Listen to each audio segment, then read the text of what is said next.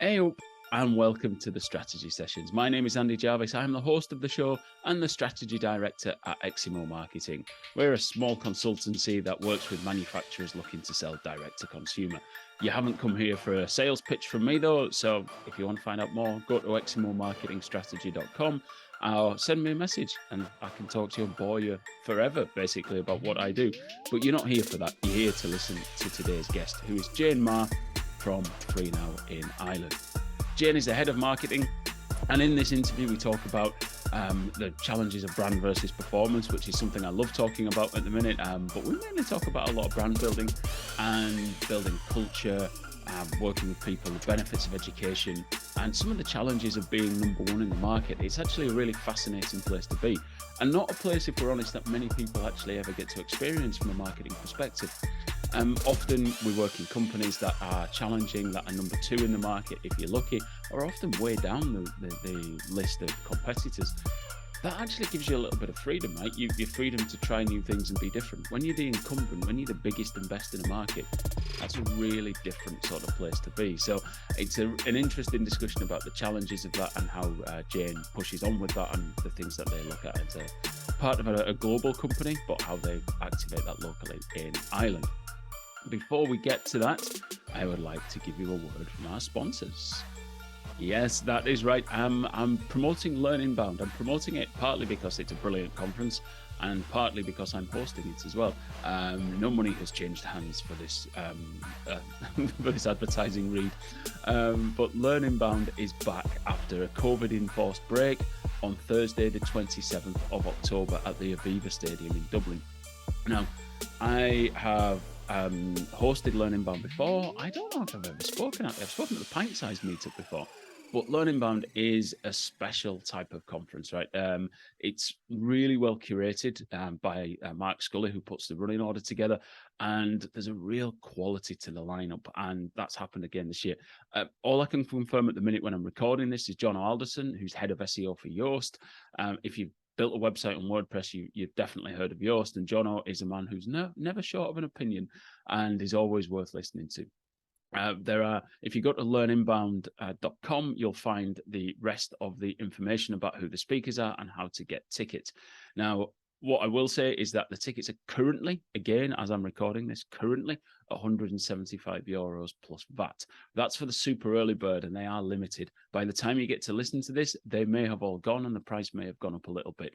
Please don't at me if that has happened. So, grab your tickets. 1 day, single track conference. It includes lunch, coffee, and drinks throughout, and access to the after party. I'm not saying that's the best part of the day, but it might be the best part of the day. But do please come along. It is Thursday, the 27th of October in the Aviva Stadium in Dublin, and it'd be great to see you there. I will be hosting, and I cannot wait for this event to come back.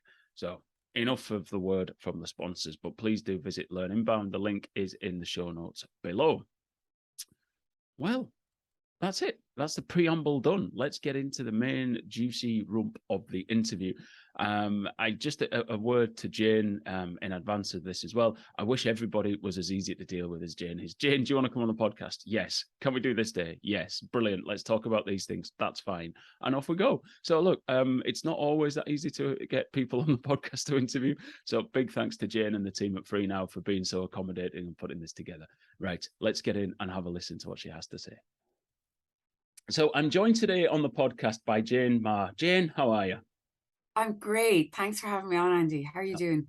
I'm fine, thank you. Look, the pleasure is all mine. I'm always grateful when people give up the time to come on the podcast. So thank you. Do you want to explain who you are, what your job is, and tell us a little bit about Free Now as well, where you work, because it's much more than just a ride-hailing app. Absolutely, yeah. Look, I'm head of marketing at Free Now, and we've had an interesting journey as a business and as a service app. We are the leading mobility super app in Ireland, meaning we provide a range of mobility options. So the kind of premise of the business, of course, was ride-hailing initially, and the business has evolved. We're located across Europe at this point in time. We're in about 170 cities, and really we're about the future of mobility and how we make mobility around urban areas more efficient and more fun in some instances. We've got a number of micro mobility options integrated depending on the market, such as scooters, such as mopeds, and e-bikes, as is the case in Ireland. So yeah, a lot going on, but a lot more to come as well. And it's a really exciting space to be in. My own background is actually in the alcohol industry. So a move to a company like Free Now has been a really interesting change, and one that I've thoroughly enjoyed so far. It's quite interesting, the parallels, as well as the differences, when it comes to marketing and how we grow the business. So we'll talk about booze later, because I do want to get into that. We've had other great alcohol marketers on, Sarah Shimmons from Diageo, Smirnoff, and we've talked about that before. But before we do, we'll dive into Free Now first, because the thing I mentioned when we were talking about this beforehand, that the company fascinates me, and what really interests me about it is the owners of the company, or the ultimate owners of the company, because it's a car company who own Free Now, right? So tell us about the kind of the owners of it, and there's been a couple of rebrands, I think, throughout the history of the company too. Yeah, and I can speak really, kind of well to Ireland and the Irish context. We've been 10 years in the Irish market now, and we've evolved over time. We've become and evolved to be Free Now. However, many of the markets have begun with startups in this space, and that ethos is very much there. It's a part of the culture of the business. Getting things done in tight time frames, moving very fast, being innovative in terms of how we build out the product and how we build out the service offering for passengers. And of course, at the heart of all of this is the offering for our driver partners, and the benefits that they can gain from using the app. So yeah, it's been an evolution, as I say. Over time, we've grown to be the kind of mobility super app that we are today, and we're continuing on that journey. As you pointed out, our main shareholders are BMW and Daimler Group, and we've got great support in that, given the legacy that both those partners hold in the car industry as a whole, but also now as we look to the future and what mobility means for all of us living in cities and so on. So yeah, that's a bit of context for you on Free Now's journey. And the other fascinating element of it is that this is a real competitive space, right? And marketing in competitive environments, I think, is where marketers cut their teeth, right? It's really, and you said you'd been in alcohol marketing, and that is fantastically competitive. So what are the big challenges that you have operating in this space, where there's some other fairly well-known names trying to do similar things to what part of what you do? Yeah, it's a great question, and it's so relevant for all of us, for every industry, really, isn't it? Well, the first thing I'll say, and I've always said this, is competition is really healthy. It keeps us on our toes. It keeps everybody, moving at a pace that is to the benefit of customers and passengers. So that's a positive thing.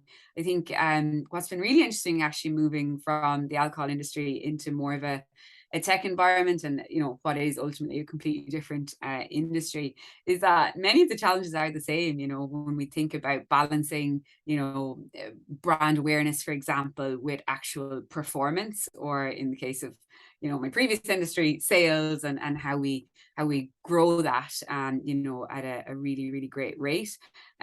So we challenge ourselves weekly, monthly, in terms of getting that balance right. And it depends on the market too. Some markets will require a bit more awareness uplift, and others, it's more about that kind of performance piece, and downloads of the app, and all of that. But we have plenty of competition, there's no doubt about that, but it is certainly something that's positive, like say. And in Ireland, we are the leading app here, so that's certainly something we intend on maintaining, and are working hard to really build a bit of distinctivity for the brand, to stand out and move beyond being just a service offering, which is the fun bit that I get to partake in, Brilliant. And your role, is your role just Ireland? Or are you kind of on a European or worldwide role as well? I work in just Ireland, which is a big market for the group. And then when we look across how we operate, kind of from a central point of view, obviously we've got HQ in Germany, and we've got a number of markets at different stages of growth. So that's really interesting. So we do work to a central marketing model. So work very closely with my colleagues in other markets, but my own responsibility is Ireland. And like I say, we're kind of leading in the sense of the brand maturity. So we're a little bit ahead versus other markets, and there's that kind of brand love, brand affinity work that we're doing at the moment, which is again really interesting, and an opportunity to bring it to life. So you mentioned a couple of different concepts there, that all of which I want to talk about. You talk about distinctiveness, brand love, and brand affinity. So let's take them one at a time. Can you talk about the sorts of activity that you're bringing to life to try and create that distinctiveness for the brand? Yeah, and when we think about you've got your brand and you've got your service, of course, and they're ultimately integrated. So we do a lot of work in terms of ensuring that the service is as seamless as possible, and helping users to understand how to utilize the app. For example, did you know you can book an eco? We have an eco option, and you can choose an eco fleet option if you wish. Things like building out the understanding of what kind of mobility is. It's a term we're using across the industry, but from a mainstream consumer point of view, or passenger point of view, the understanding of it might be it's still in the early stages, I would say. So really kind of providing education on what micromobility and multi-mobility means is kind of what's in our plan for next year, particularly with the integration now of e-bikes, for example. In Dublin, we've partnered with Tier, which is really exciting. That just launched in August. And then, so that's kind of the service, and, how we're, really servicing the needs of passengers. And then from a brand point of view, we're showing up in unusual places. We've really started to do more activations this year since I've joined the team. So we've done a festival.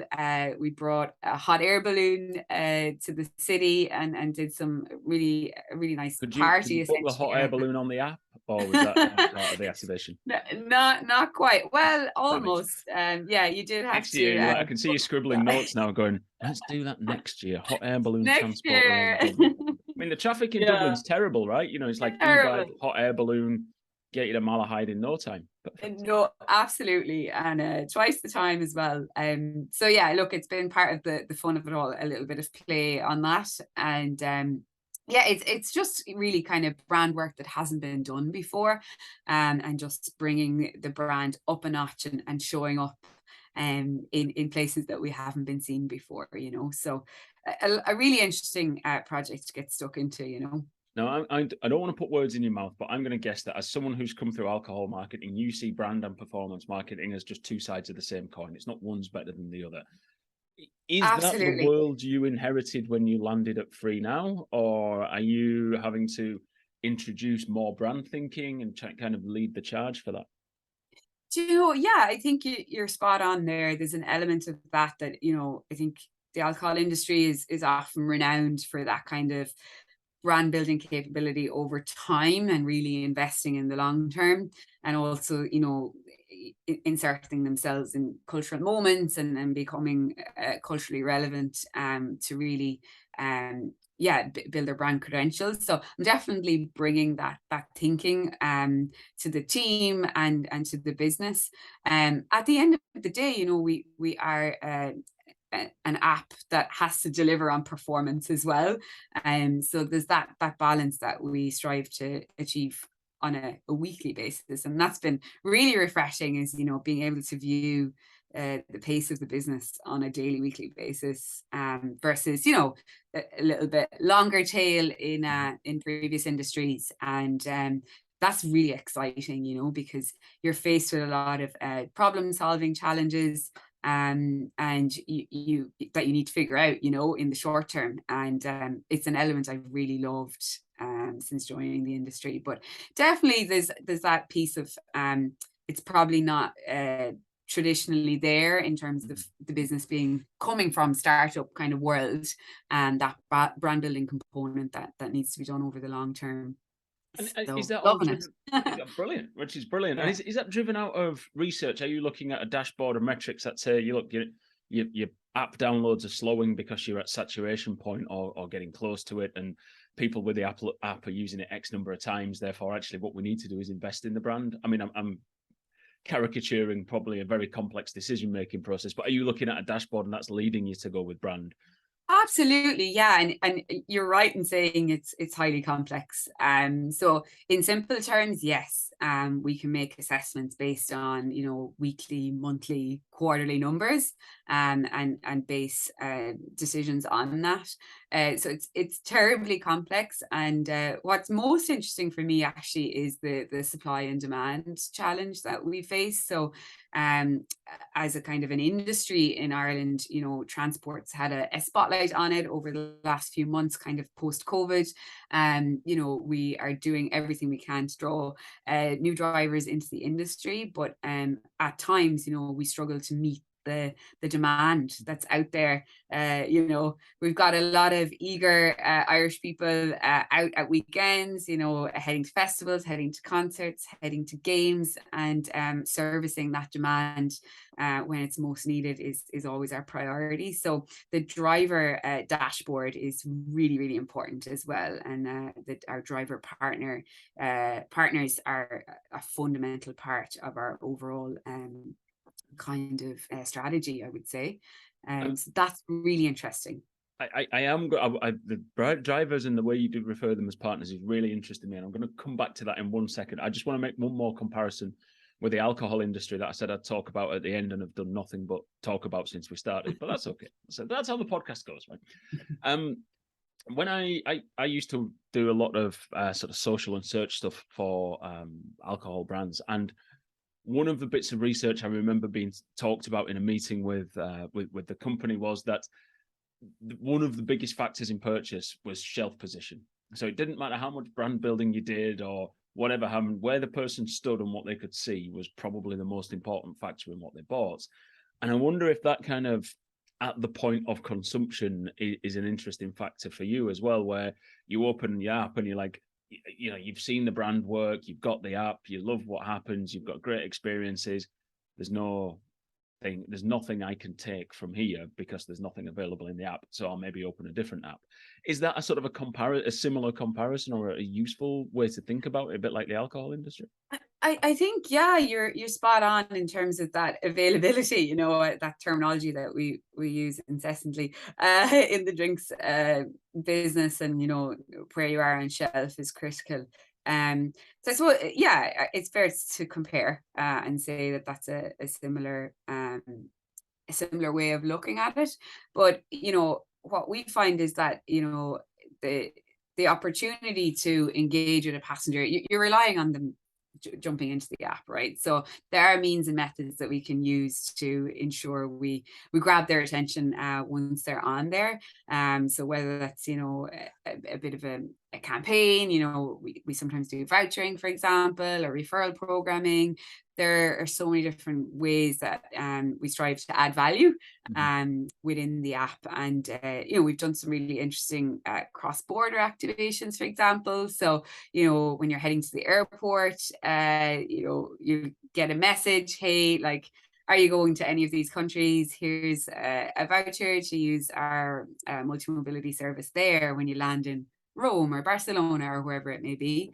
So we're always trying to get creative in terms of how we engage with a passenger in a meaningful and valuable way. So it's not and is the just most an painful annoyance. part is the most painful part of that having the discussions with Rome about who's going to pay for that? Well, we're going to put Rome up there, but we can put Madrid. but Spot Spanish on. aren't You're going like, to pay, so our you have to pay. passenger, yeah, our passenger, your passenger. No, hold on a minute now. We're contributing to this. We're benefiting your market. Yeah, oh, it's loads of fun. Yeah, you're bang on with that as well. But I think overall, it's really, really interesting, and we've a lot of work happening on partnerships and how we can add value to passengers' lives in that way as well, and having really useful partnerships in place that are beneficial to the customer. Brilliant. And so back to the drivers then, which I promised I would talk about, and you refer to them as partners. I'm imagining a key part of the brand experience for anyone as they in the ride hailing part of the business at least is the driver. And they're, sort of part of your business model really is how that interaction works. You mentioned their partners. What sort of work do you do to bring them to life, to kind of live the brand, which must be quite a difficult thing to do, with a guy or a woman who maybe just sees, "Oh, I'm just a cab driver." That might be their view of themselves. So how do you get them to live the brand and bring the things you want them to bring to life? Yeah, and there's so I think anybody listening to this or anybody out there, we all have the most incredible stories of drivers who've gone above and beyond for us, gone the extra mile, or a conversation that you had, or you forgot, you're on the way to the airport and you forgot your passport, and they make every effort to get you back. I think everybody has a story, and they play a big part in our lives. We discussed this internally as well. All the great occasions that we attend. I always find myself as well when I'm getting ready to go out, and once you get into the cab, you've been rushing, rushing, rushing. Once you get into the taxi, you're kind of like, ah, and it's the moment where you just kind of take a breather before you get to wherever you're going. So it's that like connector piece that's we all use in our day to day, Yeah. and drivers are critical to all of that. So yeah, look, we've got a number of kind of programs in place that help us to engage with drivers. So we've got a loyalty program, we've got a number of benefits in place, and then we've got like our advocacy pillar, which again can arguably be compared to the drinks industry. So we run a lot of engagement events for drivers. So, for example, we ran a family day a couple of weeks ago. So that was for our really engaged drivers to come along, bring their families, like grab a burger, like play games, egg and spoon race, lots of fun stuff. Just on when a driver is on their day off and over the summer holidays. So there's things like that we're doing that are really striving to make them feel a part of a community, because they are self-employed at the end of the day, Yeah. and they're using our tech essentially. The other big one we did was a driver awards night. So it was the first time we ever did this in Ireland, and we believe maybe across any market, where we gave out special awards for people who'd gone again above and beyond, gone the extra mile. One taxi driver had even delivered a baby at one point on the side of the road. So like the most incredible stories. And we created a whole special evening, to celebrate all of that. And yeah, it was great success for everybody involved. So there's lots of elements like that to really build that kind of brand affinity amongst our driver partners. But ultimately we want to be looking after them in terms of, benefits and loyalty programs and so on. Yeah. Just as we were giving that answer, you said about those great moments with taxi drivers. I picked my phone up to look through the notes. My experience with a Free Now driver involved a hangover in Dublin, and he was taking me to the airport, as you said. And he said, we were having a conversation about something, and he came up with this amazing quote. And I said, "Can I write that down?" And I was just trying to find it there, and I wrote his name down and Oh, everything, because it was just one of those moments. I was sat there, I was like, "That's amazing. Let me write that this is down." it. Like they're the most wise people like on the planet. I'm convinced of it. Just the kind of engagements that they have, throughout the day with the variety of people that they encounter. I mean, it's not for everybody, obviously. That conversation. Sometimes we get in and we're like, please don't talk, please don't talk. And I'm sure they're saying the same thing about me. But yeah, it is interesting. Like you can have those like profound conversations, anywhere in the world, really. Yeah. Oh, brilliant, brilliant. So let me talk to you about marketing strategy a little bit. The podcast's called The Strategy Sessions. You're in marketing, I'm in marketing. So, let's talk that sort of approach. How do you tackle strategy at Freenow? What's your approach to that problem? I'm aware that's quite a broad question, but I'll leave it. It is a broad question, but I love to attempt to answer it. And I suppose I have kind of referenced it quite a bit, but we do have, the passenger stream, the driver stream, and then we have a whole B2B stream. So it is kind of broken up internally in that way as well. And I think, it depends on the brand stage, I think, per market. Obviously, in Ireland, we're a bit more mature. We are market leader and all of that. So there is that kind of, you know, brand advocacy and brand love piece to be built. And so a lot of work's been done on that. But also then, the understanding of how we can bring convenience to people's lives, and also how we can help them make a better choice in terms of getting from A to B. So like I've said, for example, within the app, you can put in your destination, you can potentially get there via taxi, via an eco taxi, if you so wish, via public transport, or via bike, given our new partnership with Tier now. So it's about, providing choice for passengers in that way. So there's a lot of that kind of messaging hierarchy, and trying to establish how we get that out there from a passenger point of view. And we've used, the events we've done this year to kind of layer that in. And that's been really interesting. And we are also doing kind of, traditionally mass advertising, if you like. And we're on TV here and all of that, but a big part of our brand strategy is on social, and across digital, as it is for many others. So look, that's kind of the passenger side. And then on driver side, it's a bit more around that kind of engagement piece, and really contributing to their business, because like I say, they are all self-employed. So how are we adding value to their day-to-day? And really a lot of that's done often directly. We have a driver services office, for example. So there's a lot of one-to-one engagement, and a lot of supports in place to be on hand, where drivers have challenges or have questions. So a lot of effort goes into that element as well. So but in an overarching sense, the big targets for us this year were around building that kind of awareness, and showing up in places we haven't shown up before, and remaining top of mind, for our target audience. And do you work with agencies then to bring that to life? This isn't a pitch for work, by the way, but because I'm with one of the first guests, Lily, who works in a direct-to-consumer brand, said, I think, to use the quote, something along the lines of, I don't think it's good working with agencies, or something like that. And she was happy to say, maybe it's just poor experiences she's had. But do you, if you're on TV, you've got a lot of social, a lot of digital, you must be working with partners to bring that to life. How do you find that process?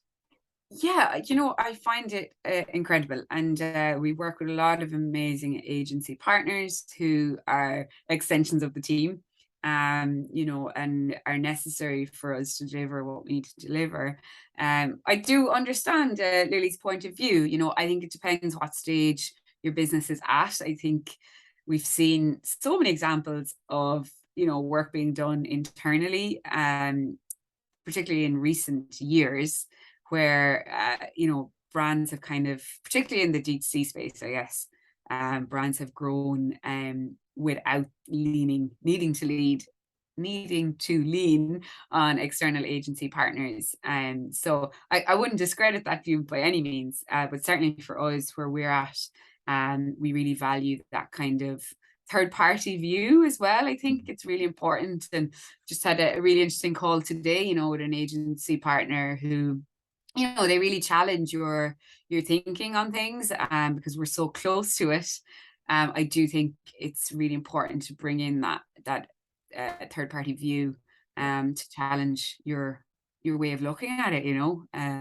I go back to my agency days, so it's just over 5 years since I left working the agency side. But it was always a challenge, not a challenge, but per client it changes. But there's a bit where if you're just an order taker from the client, at some point something won't work and you'll get the blame for it. So you have to be able to challenge and push back, or bring some new insight to it. But every client seems to have a different tolerance for how much of that they want from you, right? So you don't want to be coming to a call with your agency every time and be going like, oh God, it's just going to be hard work because Then everything is again. going to be a challenge. Yeah. And it's Yeah. actually quite a difficult place to land, isn't it? So, but you enjoy that pushback and that challenge. And look, we're looking Oh, at this data and absolutely. seeing different things. Yeah, I wouldn't be naive enough to think that I have all the answers, you know what I mean? Oh, I come on, think, Jane. You've got all the answers. You no. know it. I love being challenged, on any decision or any direction, because I think we're so we're so informed by our own perspectives, and particularly with marketing. You should be very careful, I think, not to get sucked in and Mhm. be within your own bubble. And I've really learned that, I think, in shifting out of the alcohol industry.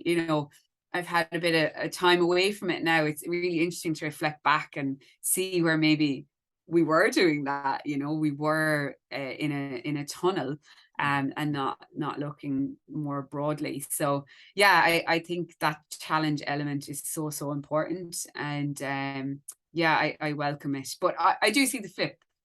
That's absolutely fair as well, and I see where that works as well. It all depends, I guess, on the business and where you're at. Yeah, and I think you've got to have that relationship as well, where you can kind of read the room sometimes as an agency, where it's like maybe today's not the chance to put that. Just we have to She talk looks about like other. she's had a bad day. Yeah, it's a 5 o'clock meeting on a Friday night. Today's not the chance to do the challenge. Let's do that another day. Yeah, 100%. Oh, gas. So you're looking now at the next sort of 12, 24, 36 months at Free now in a real optimistic light, because there's probably a lot of marketers you speak to who would love to be in the number one brand in their category. But actually being number one is a really scary place as well, isn't it? Because everyone's after you. Your opportunities for growth are smaller because you're number one, so you're already owning more of it. It's not just, oh, we're top, that's it, I can put my feet up Yeah. and light a cigar, is it? It's a different sort of challenge you have. Oh, you're spot on, and it's been again really interesting because in my previous roles, kind of what always was the underdog, just about the kind of the David and Goliath situation, Mhm. and that's exciting because you're kind of fearless, and you're just climbing, and you've got that like metric ahead of you, but yeah, I couldn't agree more that being in that leadership position is far scarier, because there's so much more to lose, and there's so many unknowns, etc., etc. But that's the wonders of the challenge, isn't it? It's you know leaning into the strengths, and not doing, I think, too much of looking over your shoulder. I think that's a really bad mindset to get into, and I am careful of that like obviously competitor insights and keeping an eye on things is really important, but if you allow that to be your focus, you've already lost, you know. Let's clip that up, right? We are taking that clip and it's going in the promo. Where are we? We're half an hour in, right? Fun. It took me long enough to get No, the listen. That's the gold dust. We're taking that bit. The reason I have a phrase I use in some presentations, which is a kind of a coarser version of that. But stop copying your competitors. They don't know what they're doing either, right? It's so we spend so much time kind of looking at what's going on over there, going, oh wow, maybe should we copy that feature? Why do we do like? But you don't have any. All you can see is the tip of the iceberg. Yet yeah. you just spend your time obsessing at what everyone else is doing and trying to rip off their features or look at their campaign or their promotions. Why, someone comes in, why aren't we doing this and that? Because we're not them.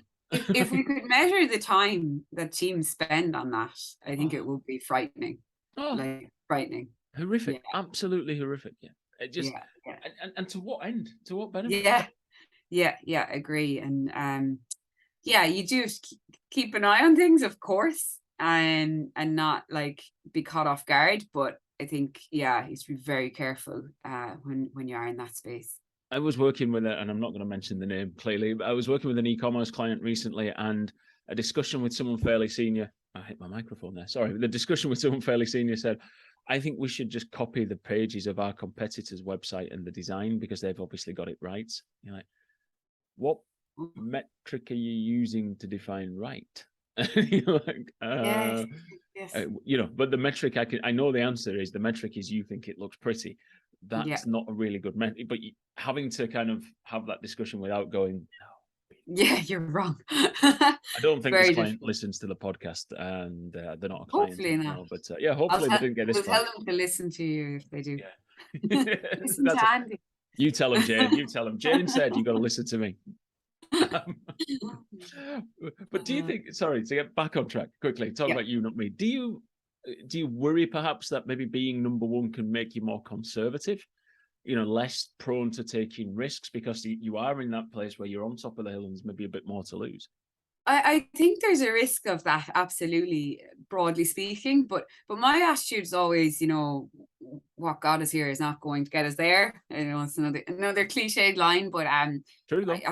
yeah, no, it is a good one. It's a good one for a reason, is that you have to be continually evolving and, being creative and moving forward. And, the best brands in the world do that really well. And look, Apple is jumping to mind. Like, there's no way Apple is sitting back, like, getting complacent. And I think that's the attitude that you need teams to have, and that leaders need to be filtering down across teams, is that we don't rest in our laurels. We strive to improve things, and that's something that coming in, it's always my ambition is to, if we can improve this one thing by 5, 10, 20%, we're winning. Always improving. We don't have to reinvent the wheel, but we can always make something better. And again, that's my thesis, I guess, is just continuous improvement. Yeah. There's a whole program on that, I'm sure, but it's has to be the culture. Otherwise you don't get to that leadership position, or you don't maintain it, for sure. Yeah. No, and that's embedding that is throughout the organization, and like you say, it's a leadership thing, isn't it? And giving people that freedom to maybe take that risk within some boundaries and some guidelines that they can do that. And is that something that you work with the teams you work with to try and give them that space, and also advocate for it going up the stream as well into the CMO or whatever the leadership position is? Yeah, absolutely. And I think, we are empowered. There is that culture in place. Our CMO certainly has that attitude to allow and enable markets to be creative and to come up with initiatives independently and to execute them, actually. And there is that kind of attitude that the markets know the market best, and so there's definitely that culture in place, and I certainly welcome it. At the same time, you need to balance that with the overarching consistent brand work, for example, and efficiencies in terms of our operating model, efficiencies in terms of our budgets, all of our campaign work, and we are working towards being as centralized as we possibly can, without losing that like lovely localized piece as well. There's my experience of this is working with a relatively well-known, well, not a relatively well-known, a bloody well-known beer brand, which is known for being American despite being a rip-off of a Czech beer and beginning with a B. But we'll not say anything else about it. And I think the thing is, there's no perfect way of doing this. Sometimes they would pull the levers back to America a little bit. And, we used to manage this brand for all of Ireland, and like you'd get Labor Day campaigns to put out and you'd be like, nobody knows what Labor Day, you're like 4th of July has a bit of a worldwide, people know what that is. Labor Day, take it and shove it back. We don't need this. But they were quite insistent because this is our brand, and and then they'd maybe loosen it up the next year and you get much more freedom to talk about things that will work useful in market, and then they'd see that and go, oh, this doesn't resonate, and pull it back. There is no perfect landing spot for this. I'm convinced there's no there's no perfect model, and we see that swing over and back, global, local, global, local. I think the drinks industry is probably the best example I've seen, because it's been so obviously it's got a legacy. Some of the drinks brands we are probably talking about are Mhm. around 100+ years. So there's been that over and back for a really long time, and it just doesn't seem to. I think when digital really became prominent, central and global marketing approach made a lot of sense. And then it was kind of flipped. No, we need to build communities, and we need to be ingrained in culture locally. So it's about just, I think, being fluid with it, and I think it often depends on whatever leader comes in as well, that maybe they're a little bit more loose than maybe the previous one in terms of the freedom that they give to local markets. And do you get maybe as a mature market and a big market for the company, do you get a little bit more freedom, or do you get a little bit less freedom in other No. markets because it's so strategically important now that you do well?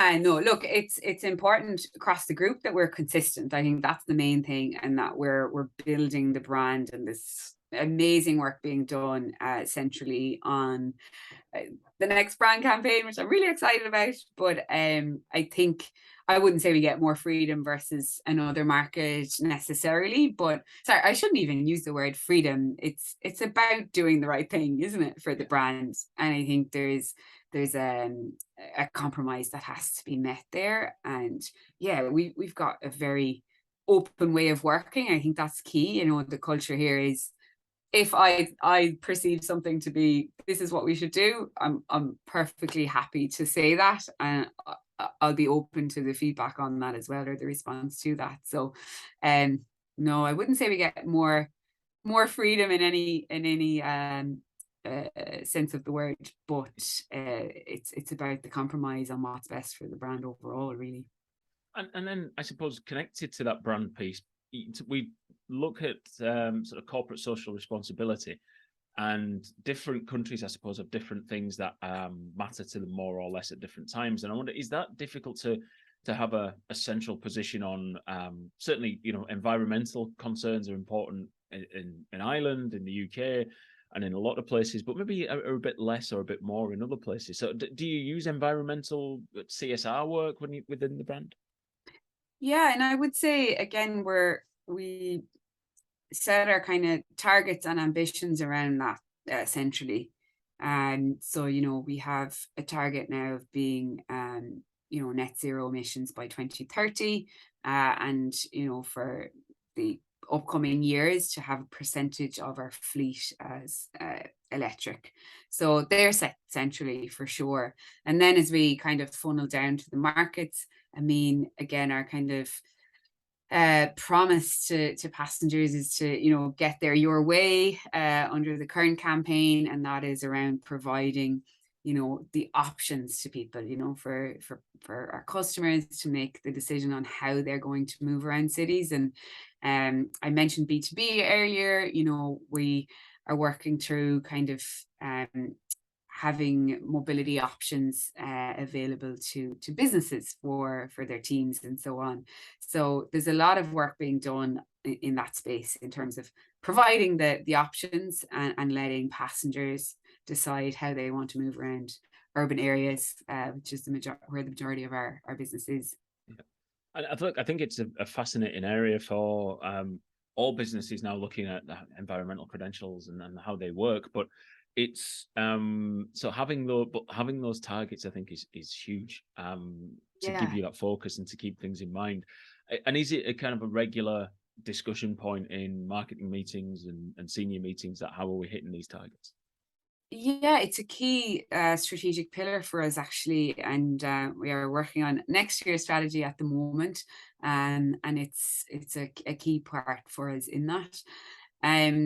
Interesting. I recently did the sorry, I can't remember the name. Oh my god.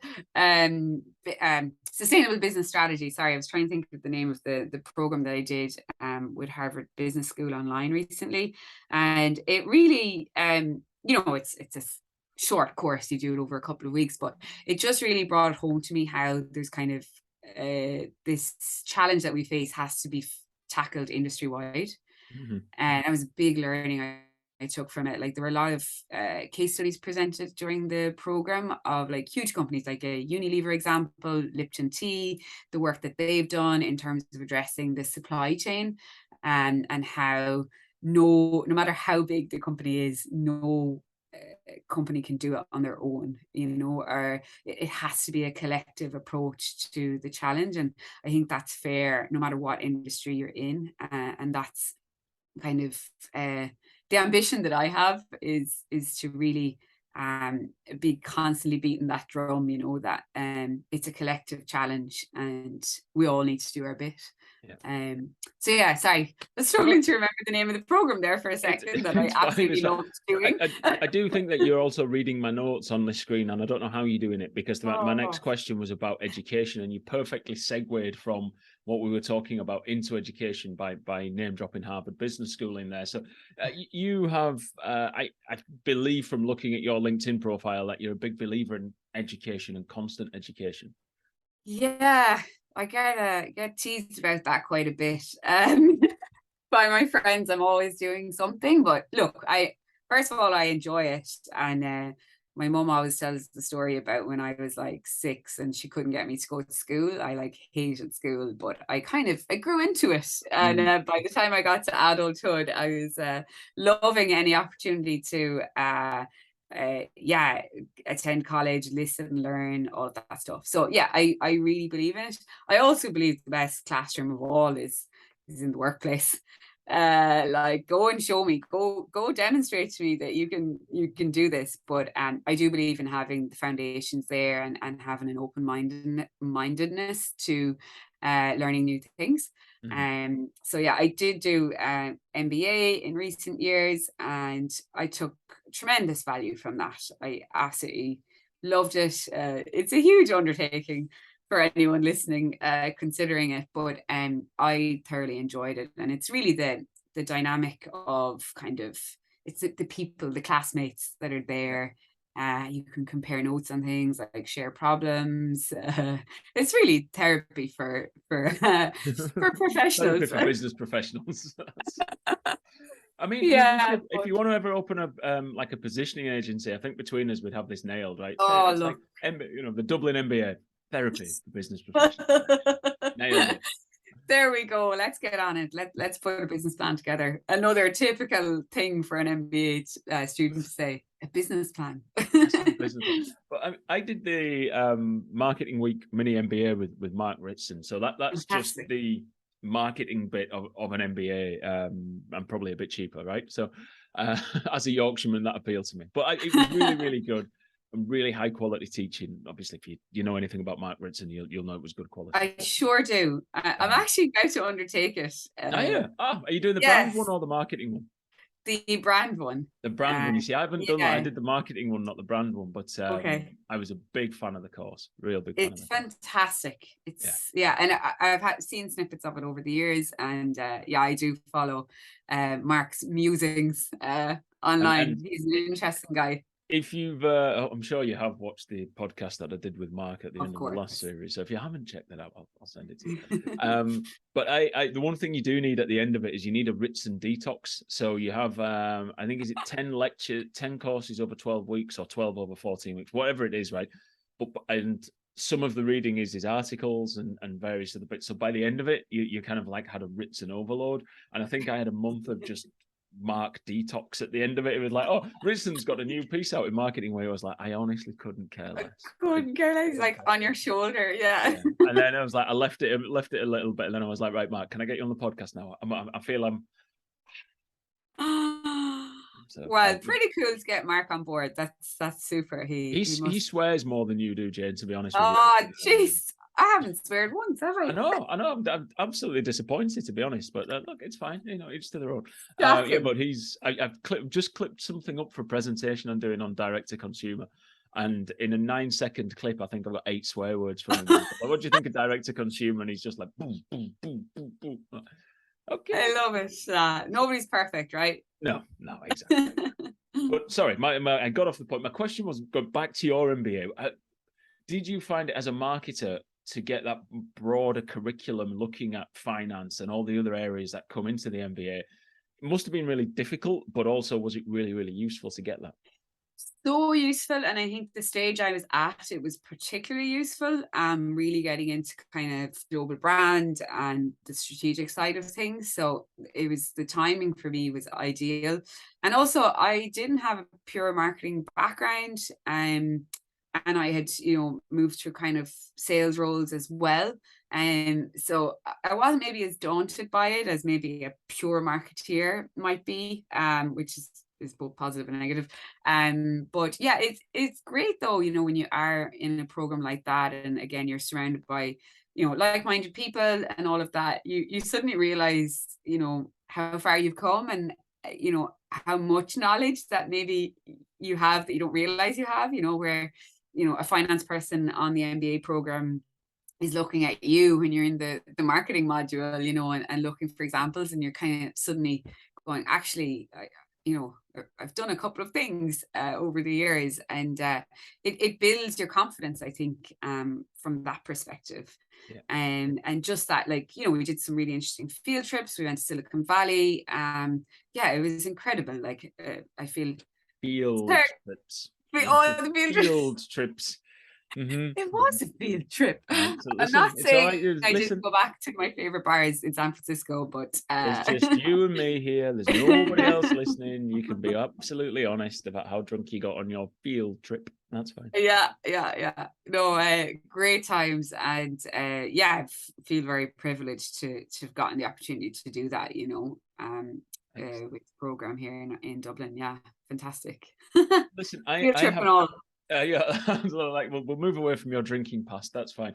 I have two things to wrap up with. One, I forgot to warn you about in advance. So I'm gonna tell you, rather than put you on the spot. I'm gonna tell you about it, ask you Right. another question, and then come back to ask you for the answer. So there's a section No of the problem. podcast called Top Tip where I sing a really terrible theme tune, and then I ask the guest to give a top tip about. It can be about anything, it can be about brand management, career development, marketing, education, whatever. Right. So have a think about what top tip you might give, and then try not to laugh when I sing the theme tune. So I'll just leave that with you to ruminate for a moment. And then Okay. do you read a lot in terms of keeping on top of business or marketing or anything? And are there any books or podcasts that you would recommend to people to maybe check out if things you found useful over the years? Yeah. I always go back to Simon Sinek. I know he's kind of in more recent years become very, very, has built an incredible profile, but I do find his stuff, there's nuggets, Yeah. that I always take from it. Um, Warren Buffett, I love any of his books. Again, they're ones you kind of go back to and you need to kind of remind yourself on. And Yeah. I really do admire him. I And then do love some of Warren Buffett's stuff. The bit I just don't understand is that if I was a multi-gazillionaire and approaching 90, I'd have my feet up, right? I'd be like, I'd stop posting, stop writing, stop worrying about it, mate. Just be on a yacht somewhere. yeah. I That's don't know. fair. That's absolutely fair. Maybe that's why I'm sat here worrying, can I put the heating on because it's that expensive, or do I, and he's sat on a yacht. I don't know. Move on. Sorry. I get it. I know. And there is that piece though as well. It's probably the best advice is, like, not to let it take over your life, isn't it? That there's stuff outside of business and work that, we need to make a priority. And Yeah, I suppose the absolutely. pandemic has really put a spotlight on that. So I definitely have shifted into a more balanced life, I would say, in terms of work and life. Yeah. Which I'm really pleased about. I Excellent. wasn't so good at That's it great to hear as pre-pandemic. well. That because I Yeah. think you can, as you're going through the early stages of your career, think that if you're not doing 60-hour weeks, think of someone else's that you're doing it wrong. And when you get to that point where you can actually go, no, let's just rebalance this. Let's get out and walk and enjoy it, or do whatever it is that that you get your kicks from. So no, it's good. Yeah, life is short. Unless you're the queen. Unless you're 90, whatever. Huge. Yeah. So right now I'm going to sing a terrible theme tune, and that's that. When I stop singing, that is your tip, your opening to give a top tip to everybody about marketing generally. So you've had a minute to think about it. I probably should have put it in the email in advance to give you a little bit longer. Really should have, Andy, but look. Listen, this is the medium. It's work on the fly. live. It is a little bit rough around the edges sometimes. That's me I'm talking about, just to be clear. Anyway, I'm going to shut up and sing a theme tune, and then you can go with the tip. Right. Jane's going to give us a TOPTIP. TOPTIP. Jane. Be open to learning, unlearning, and relearning. Ooh. Yeah, I know. Let's just move away from, you know, I'm talking about your taxi driver giving me this amazing bit of life advice. You just topped this, right? Because I was like, be open to learning. I was like, yeah, okay, that's good advice. Unlearning. Ooh. Oh, we've always done it this way. No. I love that. And relearning. Unlearn. Yeah. It prevents the complacency, I think, you know.